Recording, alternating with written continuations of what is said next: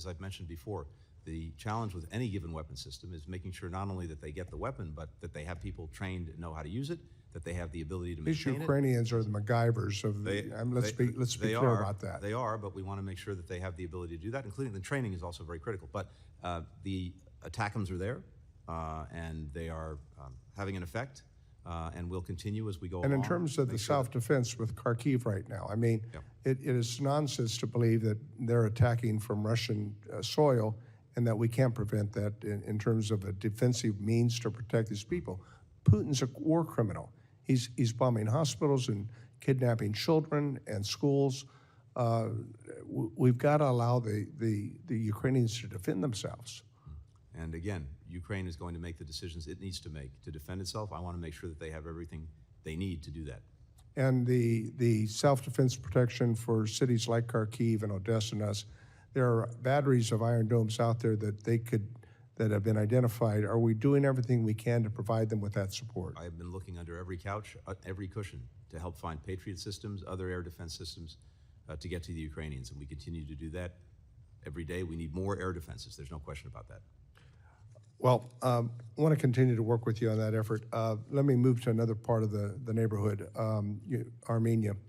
What Azerbaijan has done is unconscionable with the natives of Nagorno-Karabakh. We've increased the humanitarian assistance from 15 million to 65 million. But I think that Armenia's requested an additional $200 million in assistance. And the Congressional Armenian Caucus has sent you a letter to that effect. Where are we on that? So we're looking at a series of requests from Armenia to see what we can do to strengthen even more our support and cooperation with Armenia. I met with Prime Minister Pashinyan just a few weeks ago in Brussels with the head of the European Commission, Ursula von der Leyen, precisely to look at what more we and the EU can do to support Armenia. And we'll be moving forward, I think, on a number of different areas. Prime Minister Pashinyan's done an extraordinary job leading his country in very, very difficult times. We want to make sure that we're getting people the support they need, including those who have left Nagorno-Karabakh. But I don't think we've used our leverage with Azerbaijan. I mean, this defense agreement that we have with them, when they have violated so many of their agreements with Armenia, I think it's reprehensible what Azerbaijan has done. I think the best thing that can happen is they have made progress, Armenia and Azerbaijan, on a peace agreement. And if that agreement can be reached, I think that's the thing that stands both Armenia, Azerbaijan, and the whole region in the best stead. So Mr. Secretary, you and I guess, differ on this. I don't trust Azerbaijan. Well, always, as you said, as someone once said, trust but verify. Well, I agree.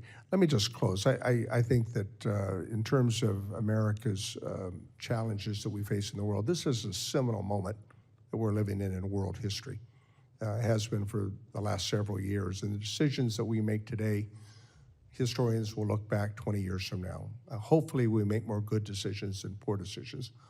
What are your priorities in terms of the decisions we're making in the next 6 months to make sure that we make more good ones than poor ones during this seminal moment with the challenges of Russia and China in this difficult world we're living in? We want to make sure, and our budget reflects this, that we can continue what's been very successful in terms of dealing with the challenges posed by China, and that is making the necessary investments in ourselves, aligning even more closely with our allies and partners, because the combined weight that we bring to dealing with challenges posed by China when we're together is much greater than any one of us doing alone. We've had real success with that. We need to continue doing that. We need to continue the support for Ukraine so that it can deal effectively with the aggression coming from Russia, as well as help set Ukraine up for success, long-term success.